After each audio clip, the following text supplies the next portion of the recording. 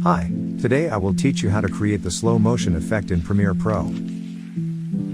First, select the video or sequence you want to slow down, and then press Ctrl+R to open the speed option. First of all, check this option so that the following video will remain whole, and then select the speed you want your video to have.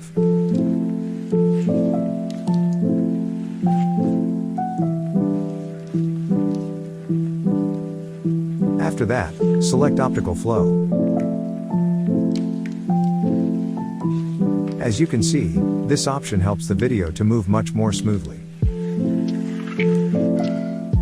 In order for it to move even better, select the video and press the sequence option and then render selection.